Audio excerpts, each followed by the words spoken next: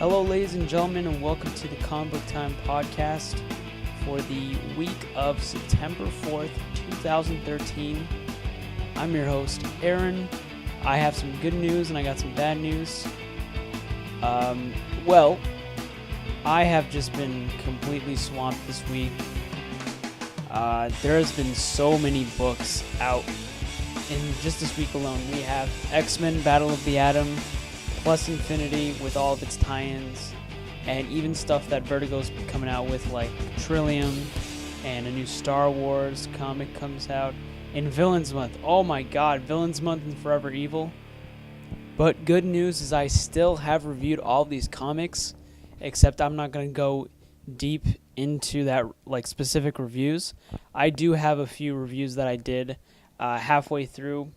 I did a bunch of full reviews, like, part 1 and 2 of Battle of the Atom, and then Forever Evil, and then I think Deadpool Kills Deadpool. And then I saw that if I were to do full videos on everything, 1, my computer wouldn't handle it.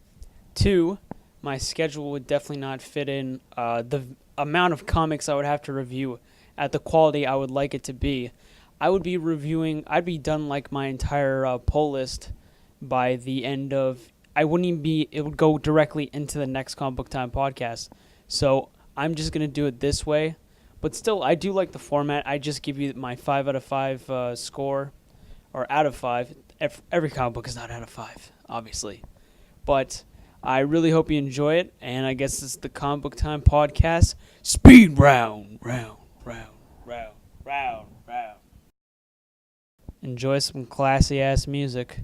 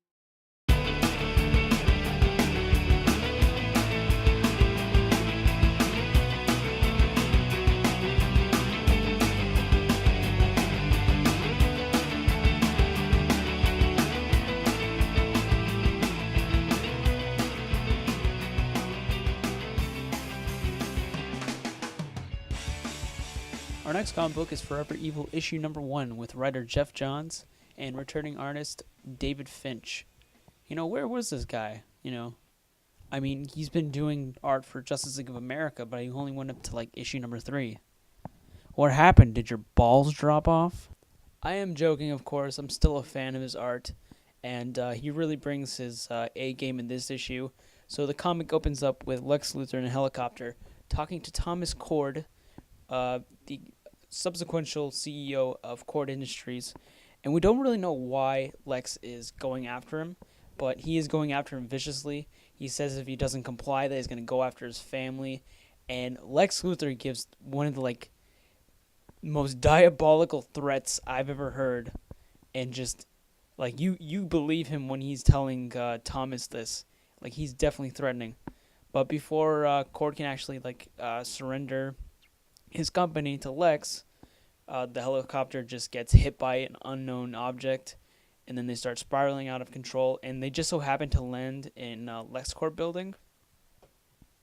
And if you were to land in a specific area, I'm pretty sure you'd like it to be the base of your operations, because that's where you probably store all your weapons and shit. So luckily he did that. We cut away, and the Grid, this newest villain that's part of the Syndicate, is basically hacking into Gotham, and essentially we'll see what his plan does next, but he's in there, he's doing his hacking thing. We see he's looking at some monitors. We'll figure out what he's doing there. We meet up with Nightwing, and he's just swinging around. He has Victor Zsasz in his hands, and he's taking him back to Arkham Asylum. And while, he's there, he actually sees a mysterious figure go up to Arkham Asylum doors, subsequently rip them open. So, of course, Nightwing springs into action. He's also talking to Batgirl on the line, but then he has to get off. So Batgirl knows something's up. Then back at LexCorp, Lex Luthor sees Superman essentially just ramming into his building, invading it, ripping some doors. He's looking for something. We don't know what it actually is. We cut back to, but we go to Central City at Iron Heights Penitentiary. And the Rogues, Flash's villains, are trying to escape. They notice a mysterious figure who has actually been able to break the walls of, Iron Heights. And then we go to Belle Rev, and the exact same thing happens there. And this is all being witnessed by Amanda Waller and Black Manta. Now back to LexCorp, where Superman is crushing kryptonite in his hands, heating it up, and then snorting it.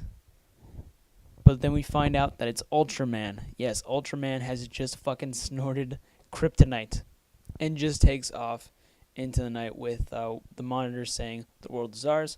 We cut back to Arkham Asylum, and all of the villains in Arkham Asylum are wondering why the fuck they're out and who broke down the gate. And they notice they have the coins that we saw in Trinity War, and if you know what that is, you know who it belongs to. And then we go to Happy Harbor, basically the remains of what was the Watchtower.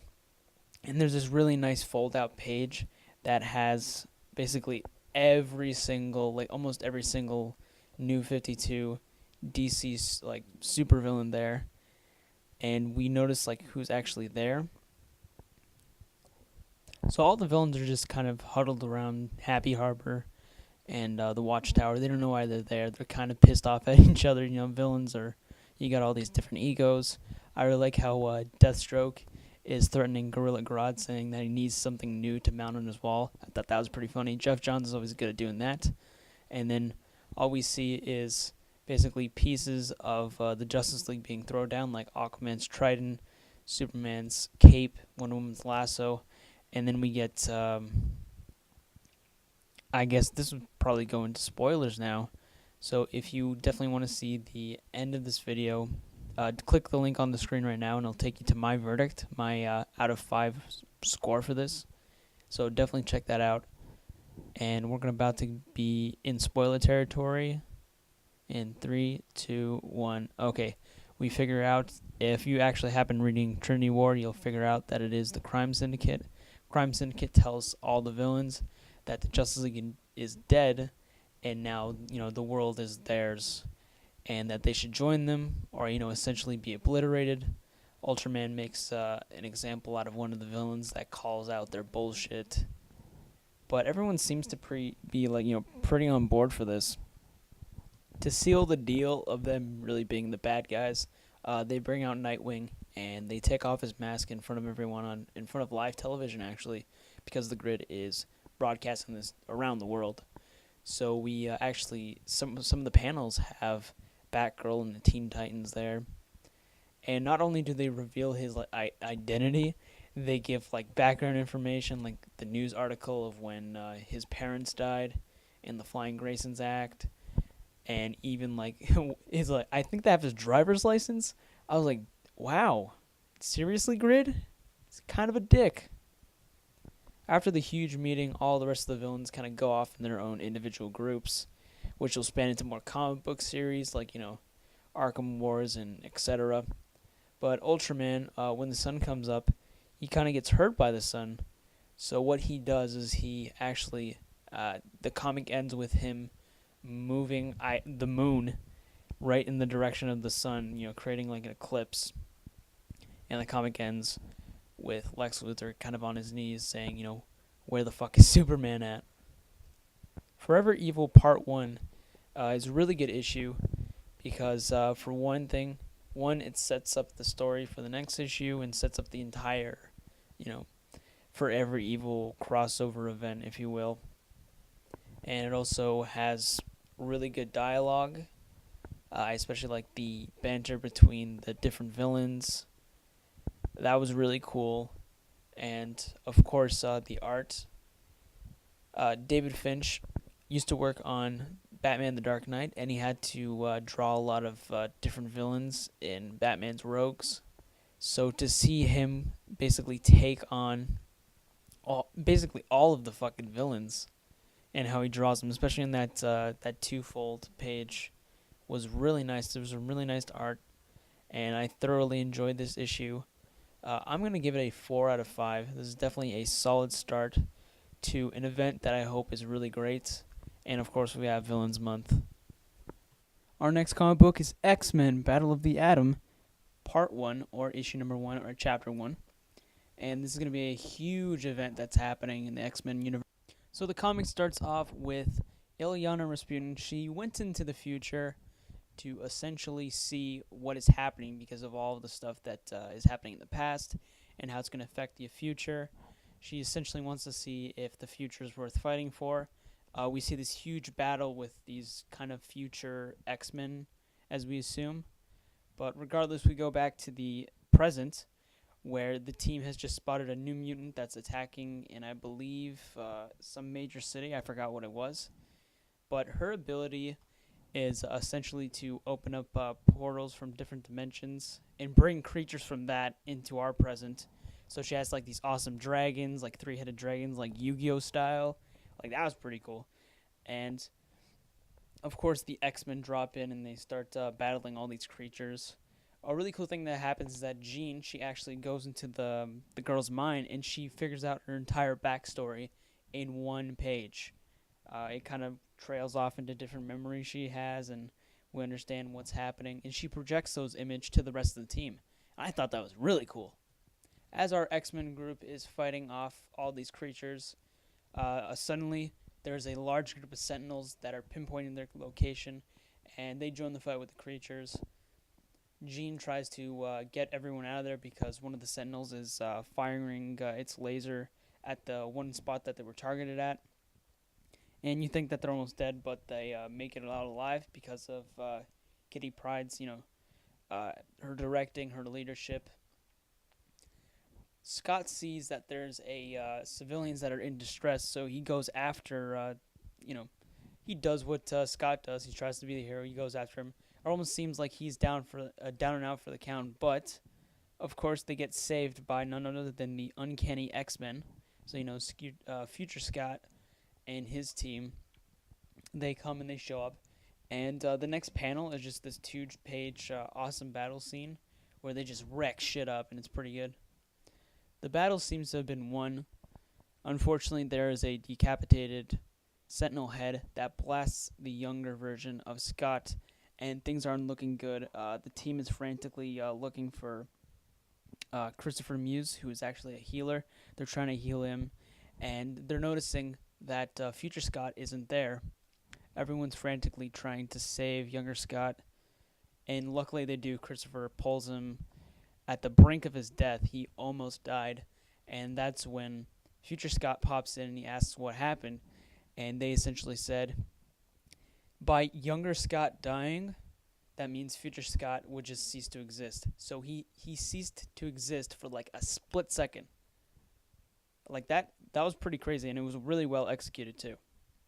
Back at the Jean Grey school, Wolverine and Kitty Pryde, basically everyone from the future, talks to the original 5 X-Men, saying that they're going to send them back to their present, the past. And they're kind of arguing back and forth. The original 5 think that they need to stay here because they need to figure out, they feel like they're being doomed to a predetermined fate. But before anyone can, say anything, the huge time cube that we saw at the beginning of All New X-Men opens up, And that brings our new cast, which is the future X-Men, and that's where the comic ends. So I guess one of the biggest mysteries is, why does Beast look like a goat from Saga? And why does, I'm assuming, Iceman look like Clayface from the Batman animated series? So wow, we got a new group of X-Men that are from the even further future. So we have one from the past, one from the present, and one from the future. So, I mean, in the Marvel Universe right now, the time stream must be just completely fucked. It must be just, oh my god, I can't even imagine how fucked up it is now, especially with Age of Ultron and everything. So, let's actually get right back to this comic. Battle of the Atom Part 1 was actually a really good start to this big X-Men event that's happening. I'm really excited. Next comic book I'm going to review is All New X-Men, issue number 16, which is going to be part 2. So I'm really excited to see who these future X-Men are and how all the other X-Men are going to react to this. Just because of the fact that they brought an even older or even younger versions of themselves back, and now we have these future versions, and they're going to talk it out and compare and contrast, and it's going to be pretty hilarious to see how it goes. Definitely some key points that I liked about this issue. Scott's momentary death was really executed well, and it definitely gets its point across that if any of the younger versions die at any point because they are inexperienced, the older versions of them are just going to just die. Like, that's it. There's no like, oh, that's it. But even if you think further, if Scott were to die, the comic almost gives you an idea of maybe Professor Xavier would be alive, and maybe all these different characters would be either dead or alive, or so many different things will be changed. And then, of course, we got to talk about the art.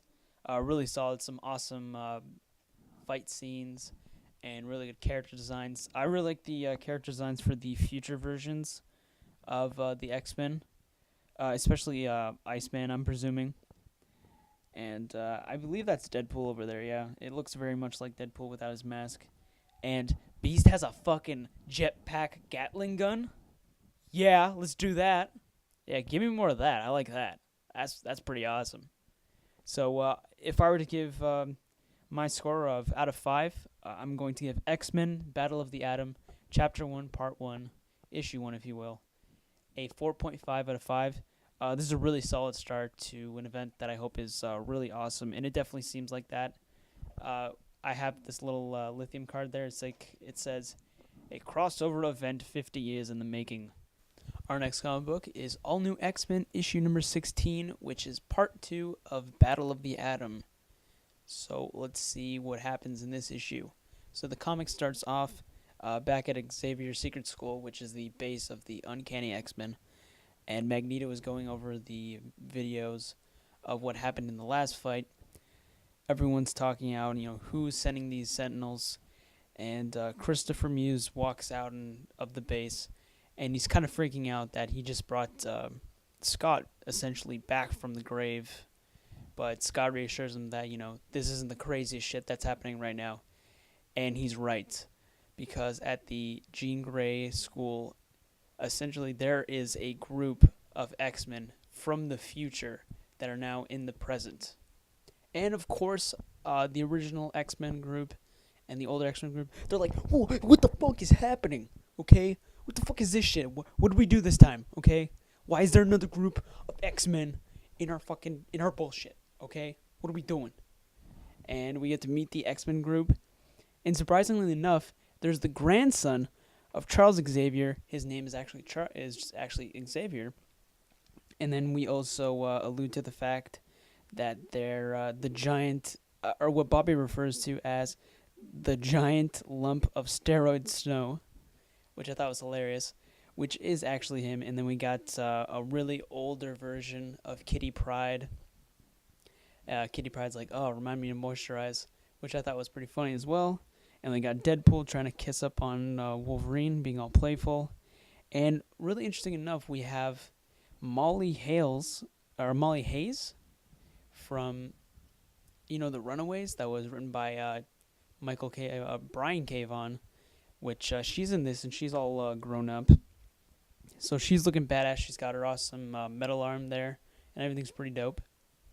But all of a sudden, while everyone's talking, Wolverine just starts freaking out, and then everyone gets into this huge battle, and we're like, why is Wolverine attacking this new cast of X-Men, this future X-Men? Why is everyone getting into a fight? We find out that 2 minutes ago that Jean Grey is kind of behind the scenes talking to Henry, and they're talking like, oh, what's happening? Who are these people? I can't read their minds. Why can't I read their minds? And of course, he's like, let's just see where this pans out. And then Jean talks to Scott, and then she's telling him the exact same thing she was telling to Hank. And then that's when she kind of decides to leave with Scott, and she activates, or I guess mind controls Wolverine to create a distraction. And boy, that was definitely a distraction. So they take up in the X-Jet to fly away. She doesn't want to go back to her past, her present, because, it's kind of being like she already knows what's happened in the future. And I think, honestly, I think she's just scared. I think she's terrified of what she knows, and she doesn't want to face the future, her predetermined fate. And she ultimately doesn't want to face Charles Xavier because, there's that whole can of worms. But when Wolverine tells everyone that it isn't him, doing his actions, everyone starts to figure out, what's happening. And Wolverine says, there's only one person who could do this to me, and that's Jean Grey. And then they notice that she's not there, and that Scott's not there. So they know who they have to go after. And all of a sudden, Rachel Grey, she comes out of nowhere, and she says, she goes up to the one person that hasn't been, mentioned, and it's that person with the skull face. And that person takes off their mask, and we figure out that it is future Jean Grey. So this is going to be very interesting. I wonder how Brian Michael Bendis is going to write his way out of this, or how he's going to explain it even. I definitely didn't see this coming. This is kind of this is a big shock, really. Looking at some preview pages for Part 3, which is X-Men issue number 5, the stuff that Brian Wood is doing. They're going after the younger versions of Jean Grey and Scott Summers. What's going to be really interesting is to see if this is probably going to happen in like Uncanny X-Men, how future Scott is going to deal with, or present Scott is going to deal with future Jean Grey. That's going to be real interesting. So overall, I actually really enjoyed All New X-Men issue number 16. I'm going to give it a 4.5 out of 5. I always love Stuart Immonen's art, and the story was good. I really like the dialogue. Everyone reacts to their own characters, especially Bobby and Kitty Pryde and everyone else. And this new cast of future X-Men is really cool. I like how Deadpool's on the team. I really wouldn't expect Deadpool to be on the team, actually. And I did get some genuine laughs from him. And also we got Molly Hayes over there and Xavier's grandson. All really cool. I definitely enjoyed this. Pick it up. Battle of the Atom is really shaping up to be an awesome event. Our next comic book is Deadpool Kills Deadpool, issue number 3. This is 3 out of 4, and obviously the 4th issue was going to be the final issue of Deadpool Killa. So let's see how the 3rd issue does. The comic starts off with the Watcher kind of giving us the kind of breakdown of what's been happening throughout the series. And most of the comic is just Deadpool fighting the other Deadpool with, on Deadpool's team, the good Deadpool, we still have the Watcher, Lady Deadpool, and Pandapool, which is fucking awesome, by the way. Everyone on his team is great. So they're basically facing off against Galactuspool and all of the evil ones, the Wolverine Deadpool. They go into a shed, they pick up some weapons, and essentially this is their final stand right now, and they need to take down Galactuspool because he is probably the biggest problem because he is trying to eat the world. So apparently there's like a weapons armory that's full of Deadpool specific kill weapons, and Lady Deadpool grabs some of that, and Deadpool grabs some other weapons. There's this cool grenade that he throws at the Wolverine Deadpool, and it just like eats his flesh, and all you see is just the adamantium skin or adamantium bones that he has, and he just falls on the ground. So that was pretty interesting. And then we have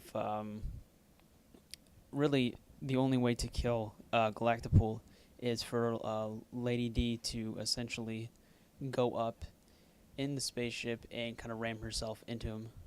So Lady Deadpool crashes into Galactapool, killing him with one explosion right to his face, and that's really got her hurt. So he's defeated. The Watcher tells Deadpool about a nexus of all realities, and that's where they have to go in order to find the person who's responsible for all of this. And they end up in the Savage Lands, where they meet 3 other evil Deadpools, which is, I think it's Deadpool the Duck, Deadpool Dinosaur, and like a MODOK version of Deadpool, which is hilarious, by the way. That's really funny. So they're going to essentially battle in the next issue, and I think that's going to be really cool. I'm going to say that for this issue, it was okay. I definitely enjoyed it. Nothing really huge happened. I didn't enjoy it as the last 2 issues, number 1 and 2. There wasn't enough like explosive, shocking moments, except for maybe Lady Deadpool sacrificing herself. So I'm going to give Deadpool Kills Deadpool a 3 out of 5. It was alright. I definitely enjoyed it.